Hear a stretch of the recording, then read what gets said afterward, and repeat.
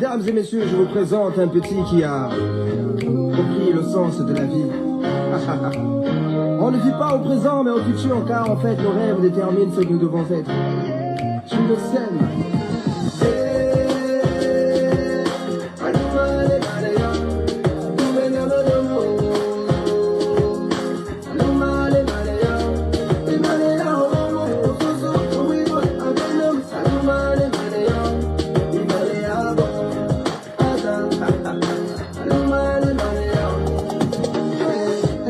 Se lève sur la terre des hommes, je vis des frères et des sœurs descendre dans nos rues, fêter la liberté. Il paraît que mon ami n'a pas été réélu. Fini 50 ans de règne, fini la dictature. Je vis de la fierté chez nos pères, la joie chez nos mères, et l'espoir renaître chez nos frères et sœurs. Fini les crimes rituels, fini la gabegie, fini les fausses promesses, c'est une nouvelle ère.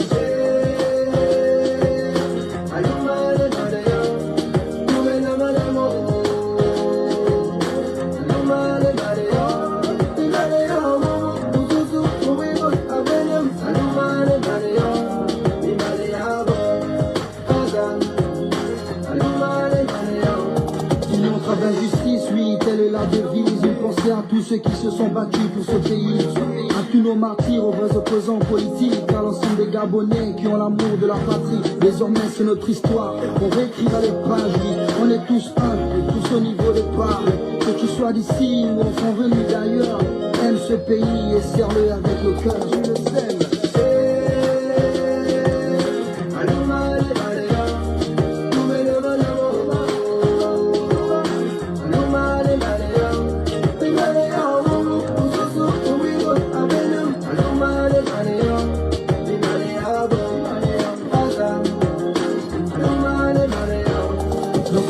Pays, les citoyens sont tous rois, riches ou pauvres, on a tous les mêmes droits. Ce pays est le nôtre, c'est la terre de nos ancêtres. Les richesses du sous-sol, c'est pour tous les Gabonais.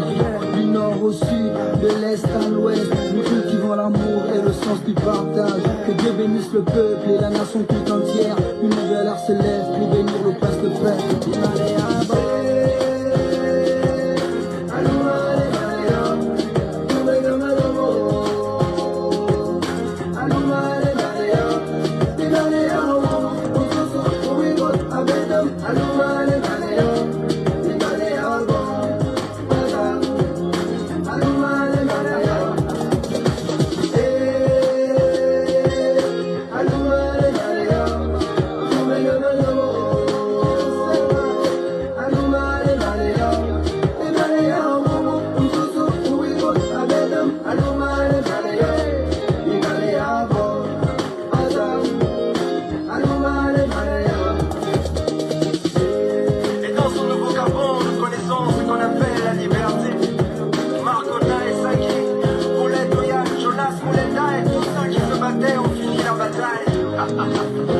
Elle est gagnée, gloire au king. Nous sommes le reflet de ce en quoi nous croyons.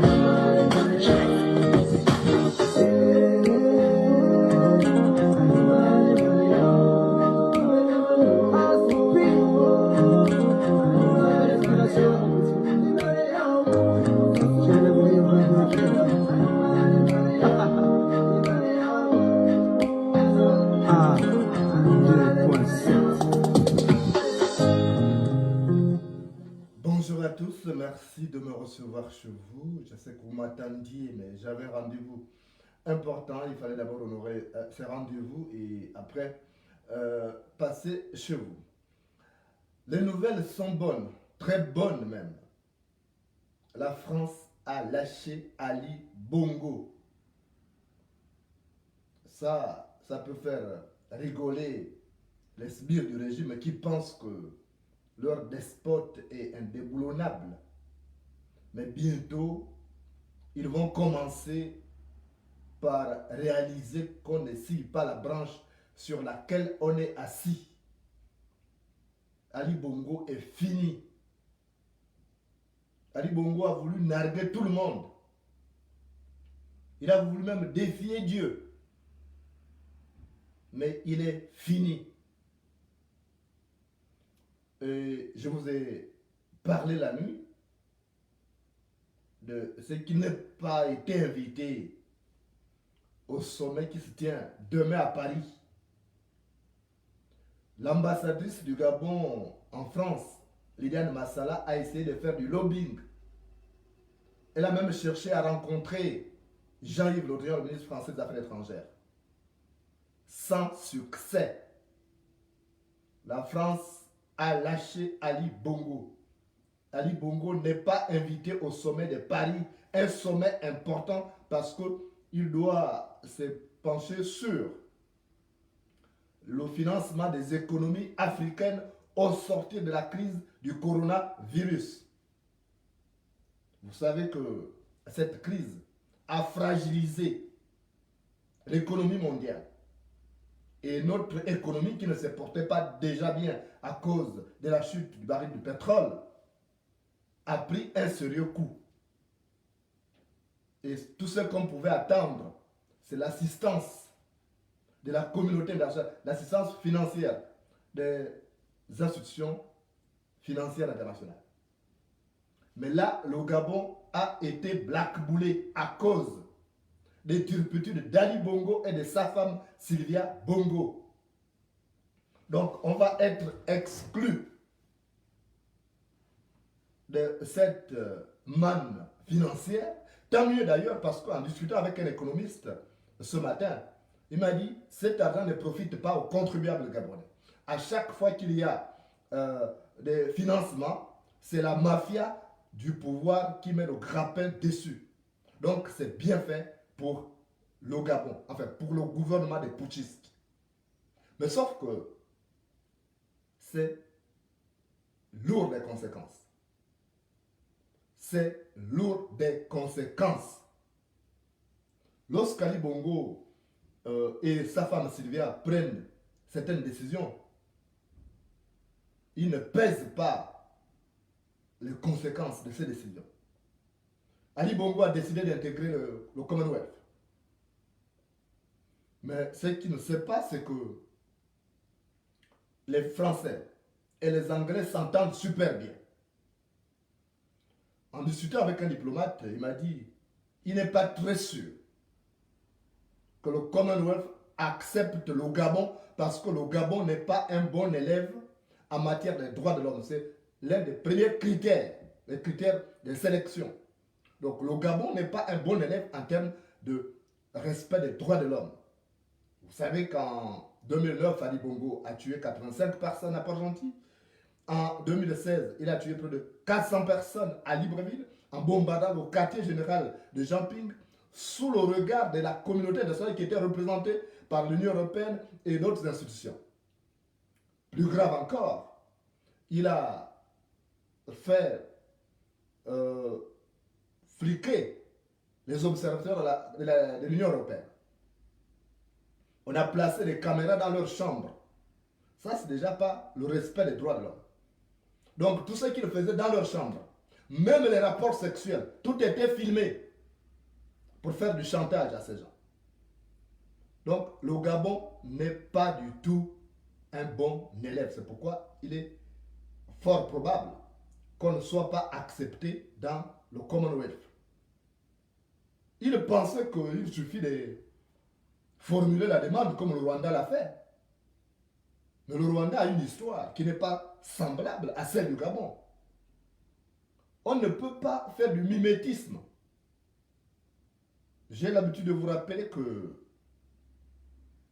la fougère s'était cassé le cou en voulant imiter le palmier qui portait un régime de palmes.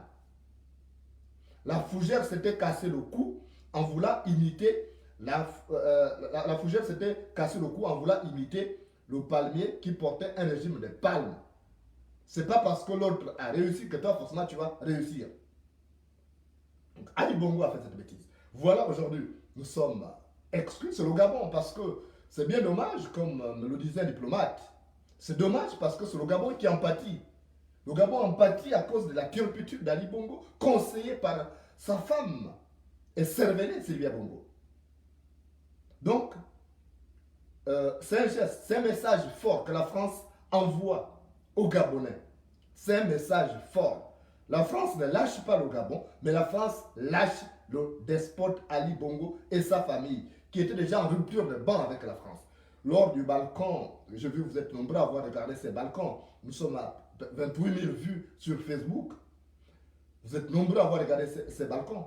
On vous a retracé un peu les péripéties, un peu des relations froides entre Ali Bongo et la France. Et aujourd'hui, il fait la baboune tombante parce que la France ne cède pas à ses caprices. Sylvia Bongo, du moins, a demandé à son fils de venir rencontrer Emmanuel Macron. Il est venu en France à l'Élysée en pensant que c'était l'époque où les présidents français faisaient des petites tapes sur les épaules des despotes africains et de leurs enfants. Ils ont oublié que les choses ont changé. Donc, Noureddin Bongo n'a pas été reçu. À 2 reprises, il n'a pas été reçu. Le message a été clair. Le message de Paris était clair. C'est que la France respectera le choix du peuple gabonais. Il est hors de question d'imposer Noureddin Bongo à la tête du Gabon. Le message a été envoyé comme ça. Et ça n'a pas plu à Ali Bongo. Ça n'a pas plu à Sylvia Bongo qui tient coûte que coûte à imposer son fils à la tête de l'État gabonais. Donc il faut se tourner vers le Commonwealth, oubliant que le Gabon ne respecte pas. Parce qu'il faut, en dehors des droits de l'homme, il faut la bonne gouvernance. Or là encore, le Gabon n'est pas un bon élève en termes de la bonne gouvernance. Déjà, Ali Bongo, c'est un pilleur. Sylvia Bongo pille les richesses du Gabon.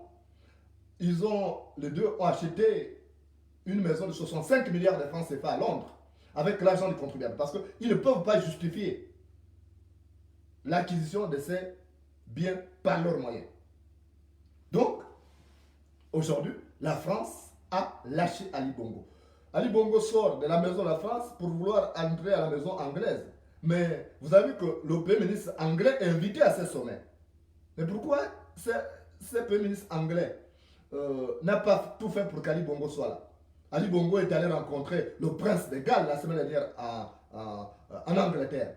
Donc il pouvait bien venir assister à ce sommet. Même pas l'ambassadeur du Gabon. L'ambassadeur du Gabon n'est même pas parmi les invités.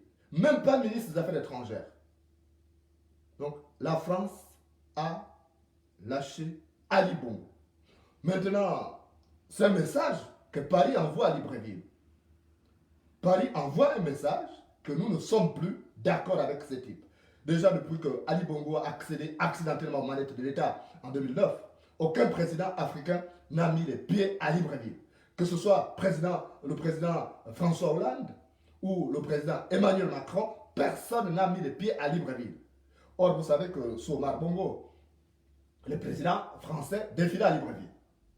Que ce soit François Mitterrand, que ce soit Jacques Chirac, que ce soit Sarkozy, ils ont défilé à Libreville. Et sous Omar Bongo, on ne pouvait pas voir ce qu'on est en train de voir là. Le Gabon exclu d'un sommet important sous Omar Bongo, c'était inimaginable. C'était inimaginable. Si Omar Bongo vivait encore, on respecterait le Gabon. Le Gabon aurait été invité à ce sommet important. Parce que nous avons une économie qui est fragilisée. Vous savez, les institutions financières internationales, au début de la crise du coronavirus, avaient prévenu que cette crise est à double tranchant, qu'elle pourrait emporter beaucoup de régimes africains. Souvenez-vous, il y a une note du FMI qui avait circulé. On avait prévenu que cette crise-là emporterait beaucoup de régimes africains. On avait précisé surtout africains. Parce qu'il y avait des despotes qui ne satisfaisaient déjà pas les déshydratants du peuple. Donc, on savait qu'il y aurait une crise financière aiguë et que ces crises-là vont être fatales à ces régimes tyranniques.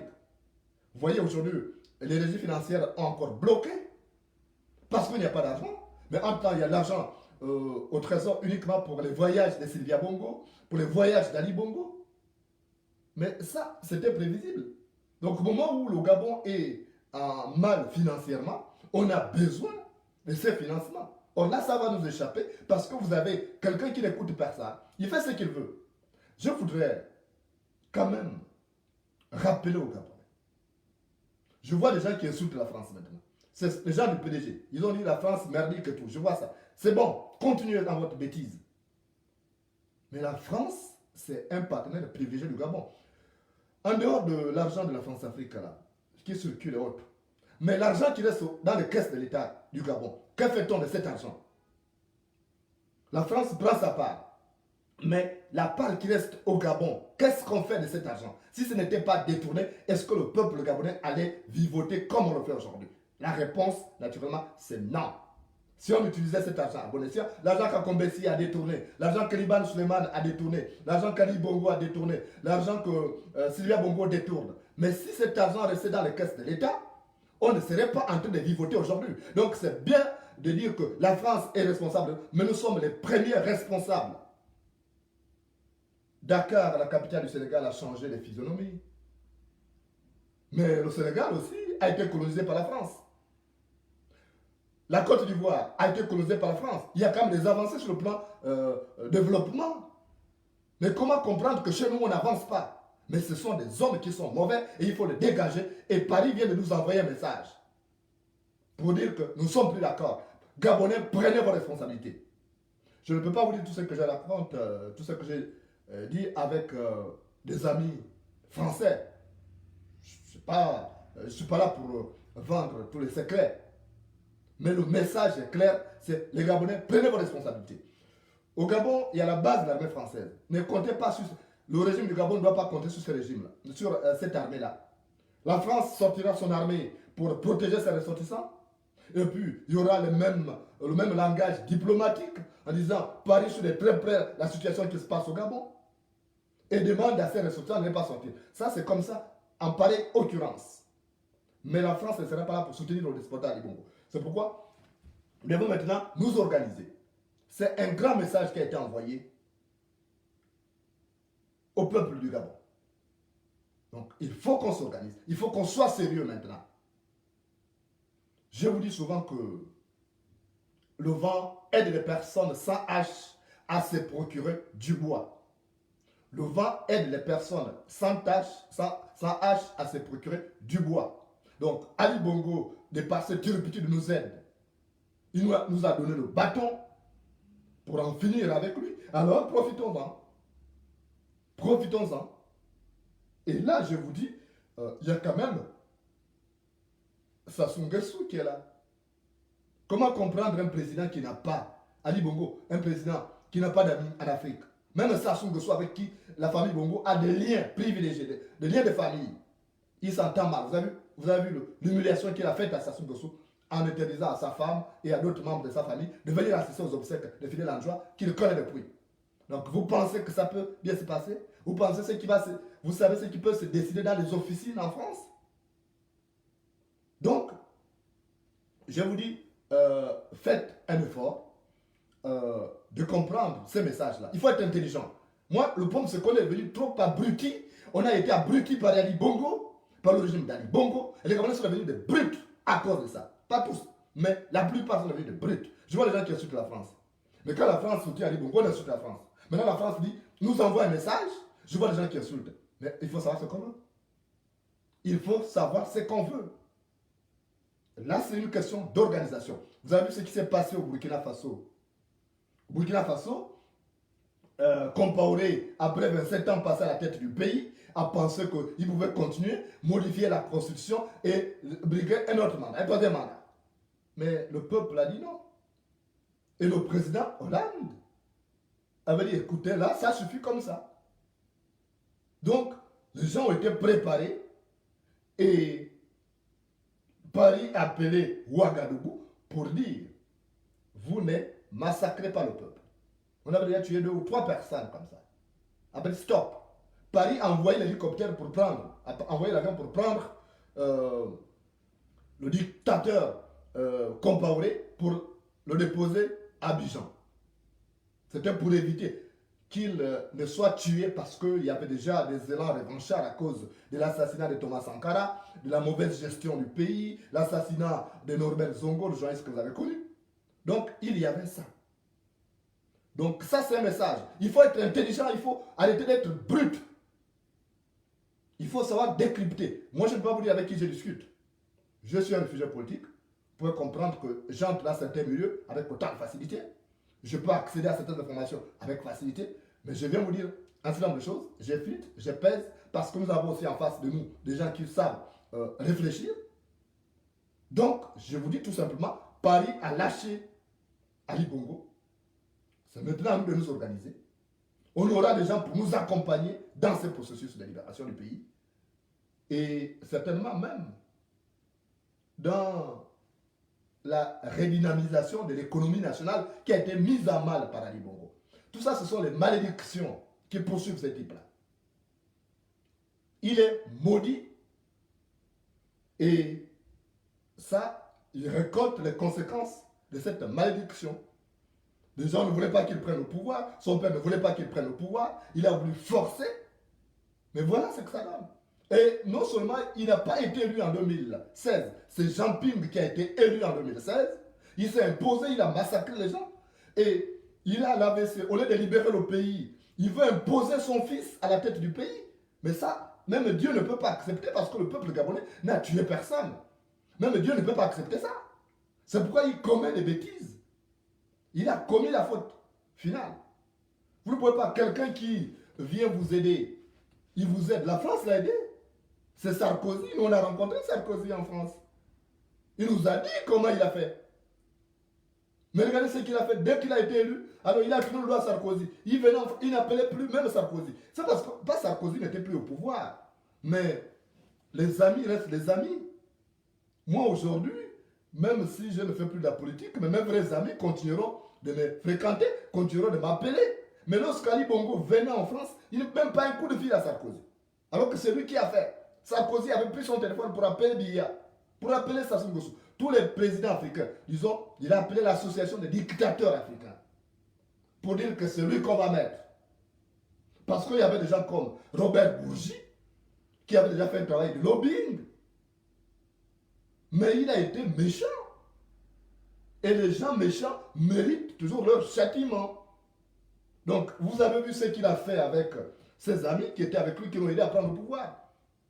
Il a éliminé certains. Il a contraint certains à prendre le chemin escarpé de l'exil. D'autres sont en prison. Regardez même Alianga qui a permis de garder le pouvoir, de conserver le pouvoir pendant qu'il est tombé malade à Riyad. Mais regardez, il est en prison.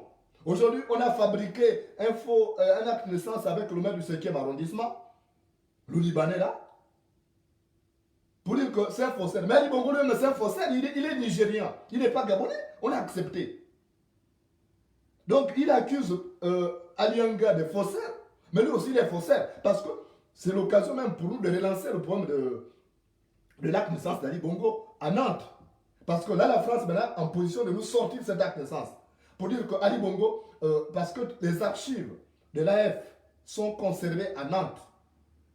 Et il n'y a pas la connaissance d'Ali Bongo là-bas. On nous avait sorti un petit ticket comme les tickets d'âne comme vraiment à Libreville. Là. Moi, j'étais allé avec les Gabonais à Nantes. Nous sommes allés faire la marche là-bas. Nous étions nombreux, nous étions allés avec les Colette Rebouka, avec les Marie Avorbam, avec les Marie-Noël Simengan, avec tous les autres combattants désirés. Là, nous étions. On nous a sorti un petit papier parce que la France ne voulait pas porter le fardeau de destituer un président en pleine fonction. Ça a été un incident diplomatique grave compte tenu des rapports cordiaux que nous avons avec la France.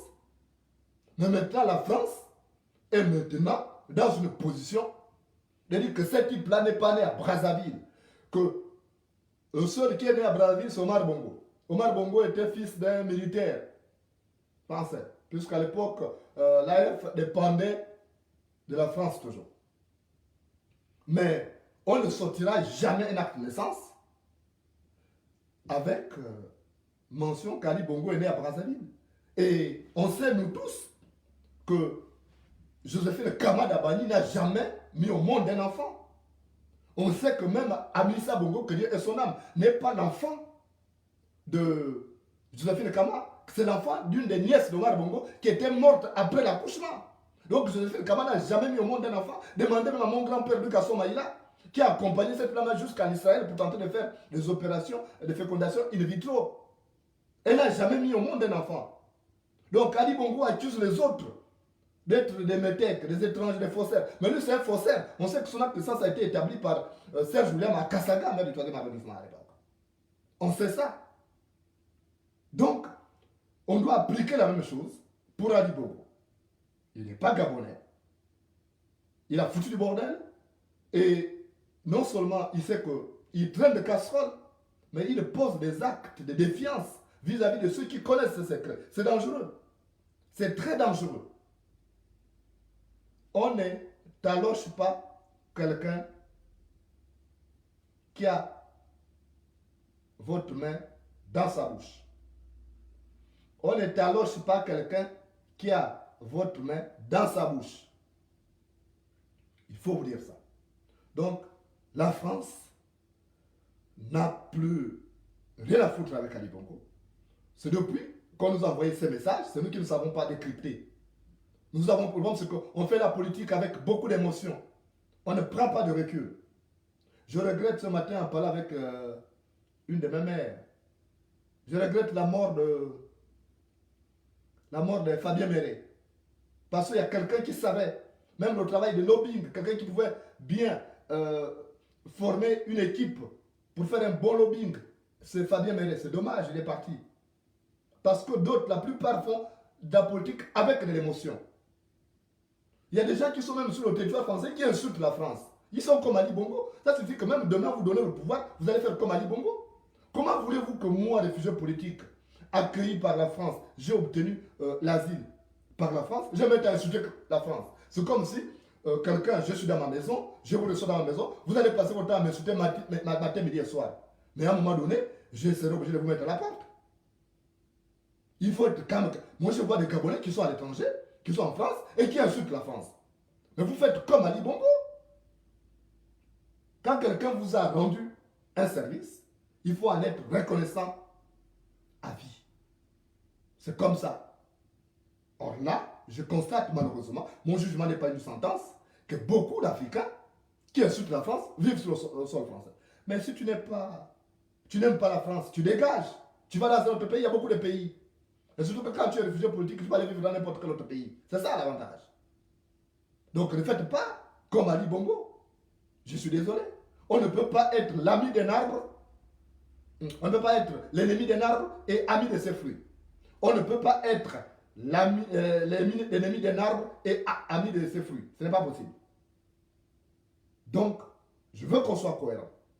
Je sais que c'est les gens du pouvoir qui viennent là insulter la France. Insultez bien la France, mais votre Ali Bongo est foutu, on va le dégager. Sachez-le. Insulter la France, c'est bien, continuez. Je souhaite, faites même des manifestations à Libreville. Insultez la France. Beaucoup de régimes ont fait comme ça, mais on finit comment? Quand le petit poisson, si le petit poisson insulte le crocodile, c'est que l'heure de sa mort a sonné. Si le petit poisson insulte le crocodile, c'est que sa mort a sonné. Alors, insultez la France. On va vous pousser dans votre bêtise. On va vous accompagner jusqu'à votre dernière demeure. Insultez, mais Ali Bongo a été lâché. Il y a un message qui a été envoyé au peuple gabonais. C'est à nous de prendre nos responsabilités. La France va dire que bon, on prend le fusil, on tue Ali Bongo. Non. Mais si les Gabonais prennent leur initiative, alors la France va prendre acte. En diplomatie, c'est comme ça qu'on dit. Donc, la France va prendre acte. Donc, je vais vous dire ça. J'ai des informations, je ne peux pas tout divulguer ici. Parce qu'en politique, on ne dit pas tout. Et puis, j'ai besoin de personnes fiables. J'ai eu appelé quelques compatriotes ce matin, que je juge fiables depuis que je suis arrivé. J'ai pu identifier quelques personnes pour dire que nous avons besoin de faire un travail sérieux pour notre pays. Il faut qu'on abrège la souffrance du peuple gabonais et le moment est venu parce que le vent souffle à notre faveur. Le vent souffle à notre faveur et il faut qu'on arrive à capitaliser les turpitudes d'Ali Bongo et qui peuvent même témoigner justement de la malédiction qu'il a reçue. Parce que cet enfant-là, il est maudit. Ali Bongo est maudit. Il est maudit parce que son père ne voulait même pas qu'il prenne le pouvoir. Souvenez-vous dans Jeune Afrique, Omar Bongo avait dit que mon fils peut hériter de ma maison, de mes voitures, mais pas du pouvoir. Or, Ali Bongo s'était déjà proclamé comme héritier d'Omar Bongo. La preuve, c'est que quand on a annoncé la mort d'Ali Bongo, d'Omar Bongo, il a tout de suite décrété la fermeture des frontières. Il a voulu faire un coup d'État prendre pouvoir par la France. Mais c'est le président Sarkozy qui avait dit non. Il faut passer par une élection, même si c'est celui-là que l'élection. Donc, il passe au Gabon comme si c'était sa chose à lui. Comme si c'était un bijou familial acquis définitivement. Mais il faut qu'on arrête ça. Donc, ceux qui insultent la France, Moi, je ne vous suivrai pas dans votre bêtise. Hein. Je ne vous suivrai pas. Je ne vous suivrai pas dans votre bêtise.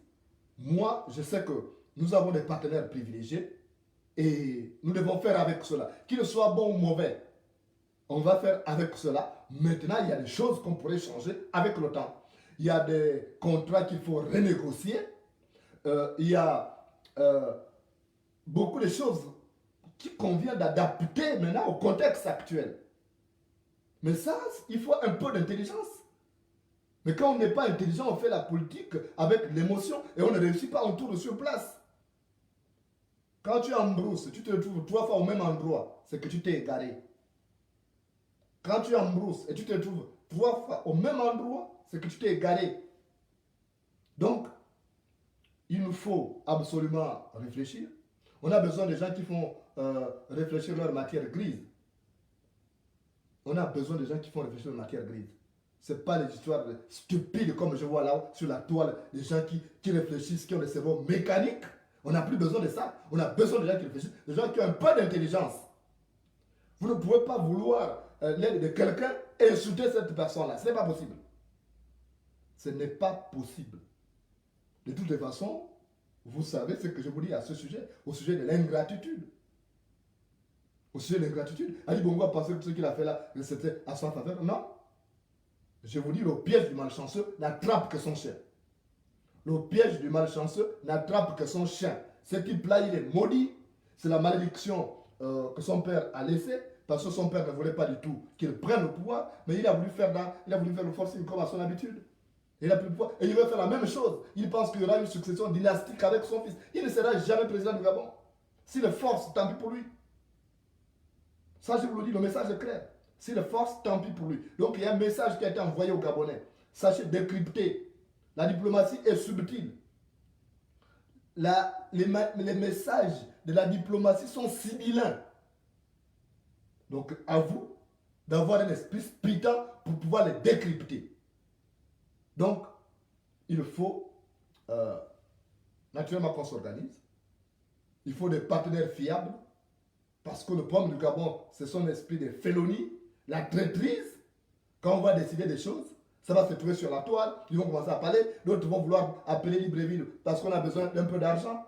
On ne veut pas de gens comme ça. On a besoin de Gabonais fiables. Il faut qu'on abrège la souffrance du peuple gabonais. Il faut qu'on récupère notre pays. Et il faut profiter de la malédiction qui frappe Ali Bongo aujourd'hui. Oui, c'est une malédiction.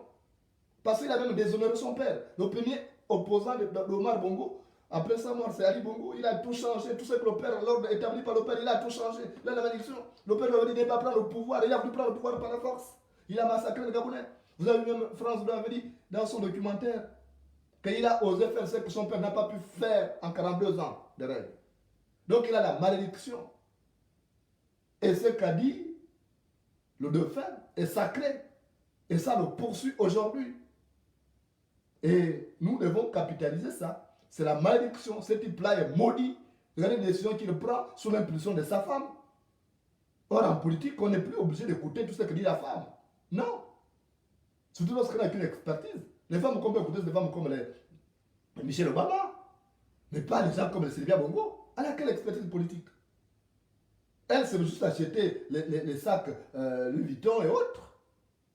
Mais pas pour diriger un pays. Regardez comment elle s'est réjouie de ses contrats avec le prince des gars, le prince Charles. Celle qui vient maintenant poster en disant oui, ça va permettre de développer le pays. Mais elle parle en tant que qui? Le poste de première dame au Gabon n'est pas un poste reconnu par la Constitution. Il n'y a aucun statut particulier. Mais elle parle en tant que qui?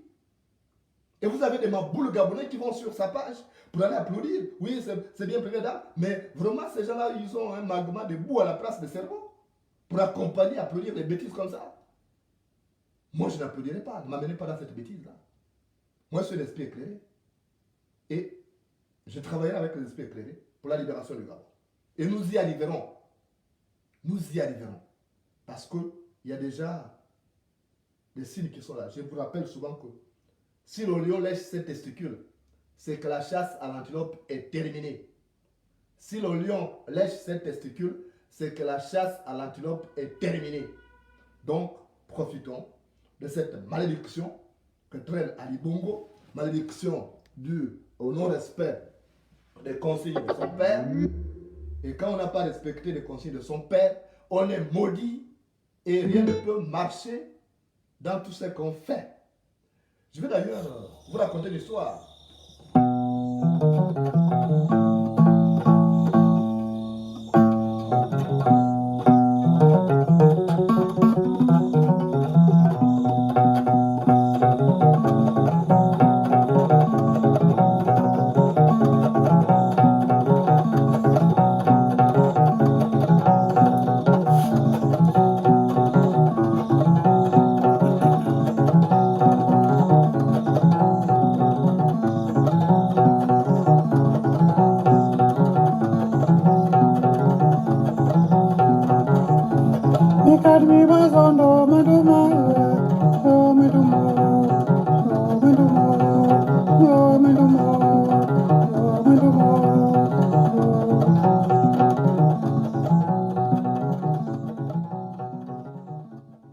Il y avait un vieil homme.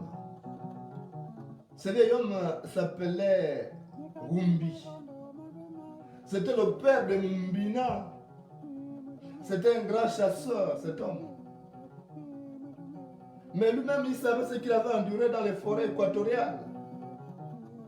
Si bien qu'au soir de sa vie, donc lorsqu'il a senti la mort venir, il a fait asseoir son fils, le dernier qui était. Il s'appelait Mumbina. Et il a dit, Mumbina, toi tu es mon dernier fils, je t'aime beaucoup. Tu as vu que tout au long de ma vie, j'étais chasseur. Tu as vu que j'ai enduré les peines dans les forêts. J'ai été même parfois blessé par des animaux. Mais Dieu a fait que je reste en vie. Maintenant que je suis arrivé au soir de ma vie, je ne te conseille pas de faire la même chose que moi. Peut-être n'auras-tu pas la chance de t'en sortir souvent quand tu seras devant des situations difficiles. Je ne veux pas que tu deviennes chasseur comme moi. Parce que je ne veux pas que tu sois tué par une bête. Je ne veux pas qu'il t'arrive un malheur dans les forêts. Je veux que tu mènes une vie saine. Que tu fasses l'école des blancs. Et que tu te maries, tu as une famille, tu occupes un travail décent dans l'administration. Parce que la vie des chasseurs, c'est compliqué, on vit 24 heures renouvelables. Mon fils Mumbina, je n'aimerais pas que tu deviennes chasseur comme moi. Tu peux peut-être chasser à tes heures perdues, mais pas en faire une activité lucrative. Et voilà, après avoir parlé à son fils, le vieux Rumbi est mort. Et Mumbina est resté là. Mumbina qui était déjà ado, mais qui accompagnait son père régulièrement en brousse au cours des parties de chasse. Donc, cet amour de la chasse a germé en lui. Il était donc difficile. Mais avant de mourir, d'ailleurs, son père lui avait dit, je ne veux pas que tu deviennes chasseur, et pour cela, j'ai pris mon arme, mon fusil. Je suis allé cacher ça en brousse. Là, je suis allé cacher ça, c'est au pied d'un arbre. Et au pied de cet arbre-là, il y a un trou. C'est dans ce trou que j'ai caché cet arbre-là. Et il y a un python, un méchant python qui est gros, qui ne sort même presque plus. Donc, je suis allé cacher ça là-bas parce que si je laisse cette arme dans la maison, tu seras tenté de l'utiliser pour aller faire la chasse. Je ne veux pas que tu deviennes chasseur. Et Mumbina n'a pas compris. Dès que le père est mort, il s'est mis à fouiller la maison pour voir s'il avait vraiment laissé l'arme dans la maison. Il a fouillé toute la maison, il n'a rien trouvé. Après, il a commencé à arpenter les forêts environnantes pour chercher là où le père avait laissé l'arme.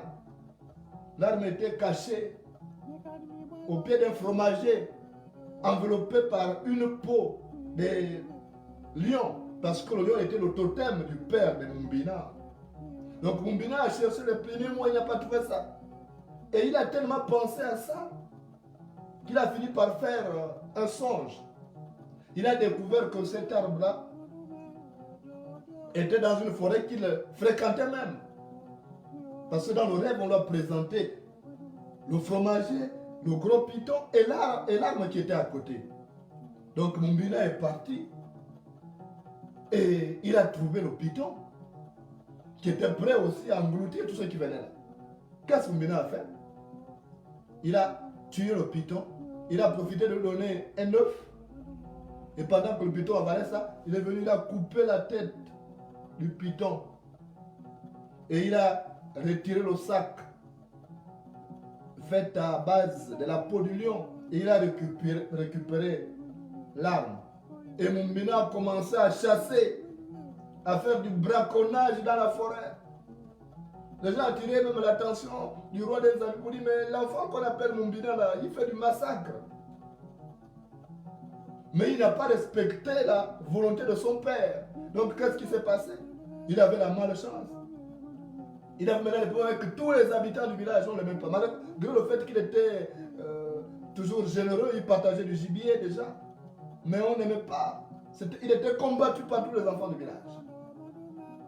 Les femmes, c'était pareil. Il est tombé sur une palapala, un peu comme Sylvia, qui ne nous apportait que des problèmes. Qui allait se battre avec l'autre femme du village qui l'accusait de sortir avec son mari.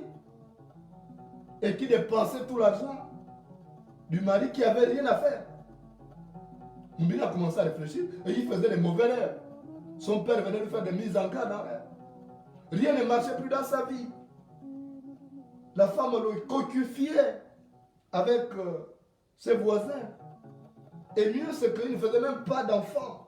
Or, dans la société africaine, quand une femme n'enfante pas, c'est compliqué. C'est perçu comme une malédiction. Et on devient l'objet de railleries. Donc, qu'est-ce qui s'est passé? Mbina a commencé à réfléchir. Il dit, mais finalement, c'est la malédiction que papa a laissée. Il m'a dit de ne pas devenir chasseur. Alors, il faut que je me fasse pardonner. Donc, il a décidé d'aller rendre cette arme-là. Il a dit, je chercherai moi-même une arme. Et il est reparti. Il a rendu l'arme. Mais avant de rendre l'arme, il fallait tuer une antilope. Parce que l'autre peau d'antilope là, l'autre peau du lion, il avait déjà gaspillé ça. Donc il est allé dans la forêt, il a tué un lion. Il a dépecé le lion. Il a enveloppé l'arme. Il est allé poser. Mais il manquait un python. Il est allé capturer notre python pour l'amener là-bas, mais ce n'était pas le même python. Donc il n'y avait plus le même pouvoir. Il a déposé. Et dès qu'il a déposé, la forêt s'est déchaînée. Ces malheurs se sont accrus. Et on l'a chassé du village pour dire que non, toi tu es un mauvais garçon. Parce qu'il traînait la malédiction. Il dit, tu ne dois plus rester ici. Donc on l'a chassé de ces villages. On a dit, non, Moubina, toi tu es mauvais, tu es un mauvais garçon. On l'a chassé.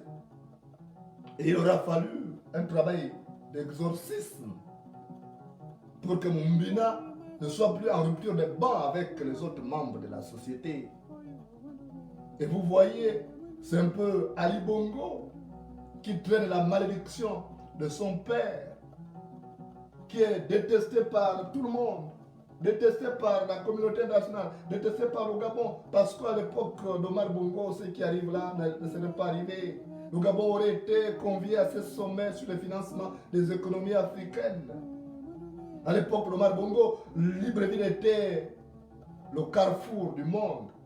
Les présidents des différents pays du monde transitaient par Libreville. Mais aujourd'hui, à cause de cette malédiction d'Ali Bongo, le Gabon est devenu un rébutoir.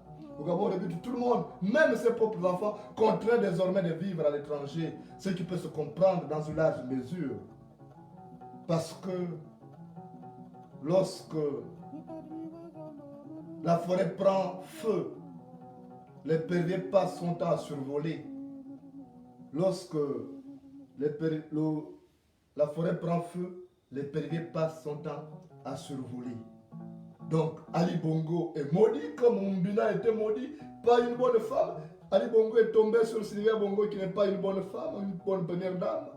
Elle passe son temps à dépenser l'argent du contribuable. C'est comme la femme de Mumbina passe son temps à dépenser l'argent du mari. Elle pense à le cocufier. C'est presque la même chose que fait Sylvia Bongo, sinon pire. Vous voyez la similitude de la malédiction laissée par le père de Mumbina avec celle laissée par Omar Bongo. Ali Bongo est maudit, mais sauf que sa malédiction ne peut pas quitter. Il faut juste dégager ça. Il faut dégager ça le plus vite possible. Parce qu'un paix qui se prolonge, se termine par une diarrhée. Un paix qui se prolonge se termine par une diarrhée. Alors, mettons-nous ensemble pour dégager ces types qui foutent du bordel dans notre pays et qui a fait en sorte que le Gabon ne soit plus aujourd'hui respecté ailleurs. Alors, la France nous a envoyé un message. À nous de décrypter ce message et de comprendre que l'heure de la libération a sonné pour qu'enfin, ensemble, on puisse chanter Aluman Emaneya. Le combat est terminé. Mesdames et messieurs, je vous présente un petit qui a compris le sens de la vie. On ne vit pas au présent mais au futur, car en fait le rêve détermine ce que nous devons être. Je le sème.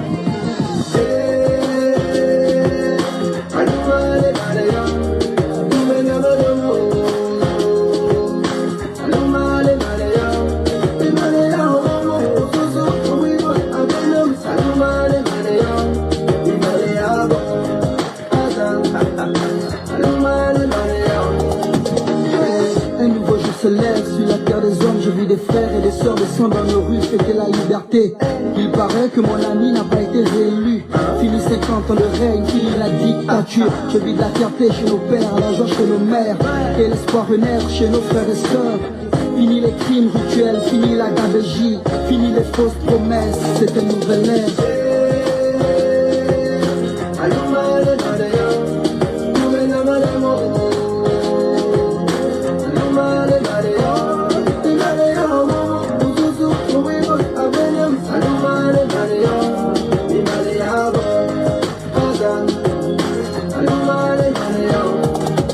D'injustice, oui, telle est la devise. Une pensée à tous ceux qui se sont battus pour ce pays. À tous nos martyrs, aux vrais opposants politiques, à l'ensemble des Gabonais qui ont l'amour de leur patrie. Désormais c'est notre histoire, on réécrira les pages, oui. On est tous un, tous au niveau des parts. Que tu sois d'ici ou enfin venu d'ailleurs, aime ce pays et serre-le avec le cœur, je le sème.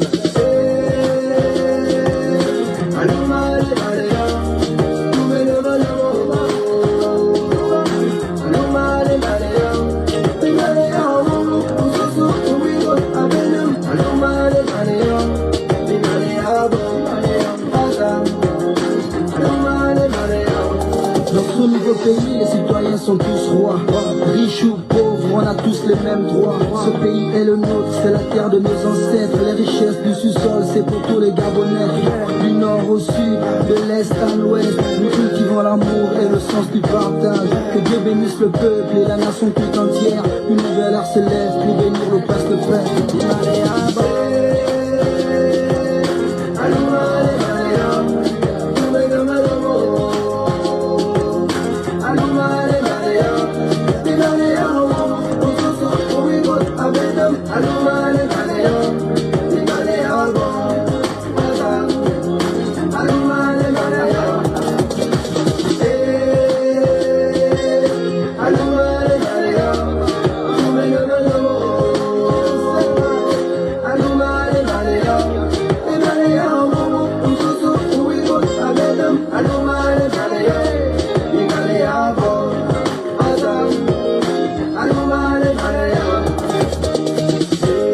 Et dans ce nouveau Gabon, nous connaissons ce qu'on appelle la liberté. Marcotin et Saki, Paulette, Oyan, Jonas, Moulenda et tous ceux qui se battaient ont fini la bataille. Elle est gagnée, gloire au king. Nous sommes le reflet